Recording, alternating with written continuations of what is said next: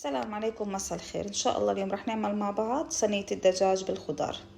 اول شي عندي 3 رؤوس بصل، حبتين بطاطا عملتهم مكعبات، حبتين جزر، بعض البهارات ملح وفلفل اسمر وزنجبيل بودرة، بهار بودرة، بصل بودرة، بهار مشكل. هلا راح اعمل تتبيلة الدجاج، ملح وفلفل اسمر وزيت زيتون، بخلطهم مع بعض وراح ادهن فيهم الدجاج، لانه الدجاج انا منظفها ومنشفها وفاركها كمان في حبة من الليمون.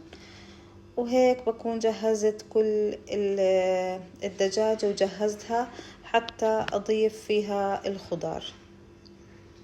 الخضار فيك تحط الخضار كمان اللي انت بدك اياها، في ناس بتضيف معها الكوسة كمان، بس احنا بنحب البطاطا بصراحة اكتر من غيرها.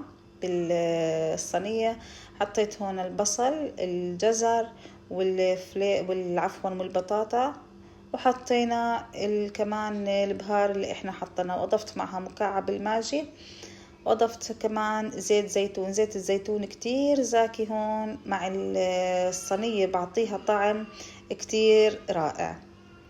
لا تنسونا والله من اللايك والشير وتفعيل زر الجرس، وإن شاء الله إنها بتعجبكم كمان الطبخة. طبختنا كتير سهلة وزاكي، أنا بحبها بس أكلات السريعة والعزايم لما يجيكي ناس كمان على فجأة. لهون جهزنا الخضار اللي احنا بدنا اياها،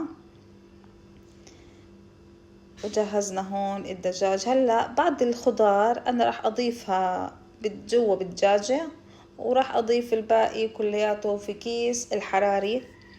وفيكي كمان تعمليها هون الصينية كمان من غير الكيس الحراري، تضيفي الخضار كلها على داير الدجاج، وبتضيفيها بتسكري عليها بورق الزبدة، بعدين بورق القصدير. هون الكيس الحراري انا حطيت معاه معلقة كبيرة من الطحين، وحركت الطحين جوا الكيس.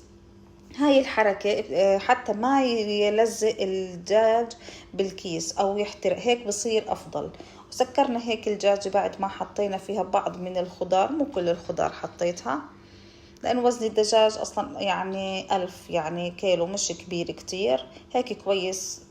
بحب الدجاج الصغير، ما بحب الدجاج الكبير. هيك أضفناها. هلا بدير كل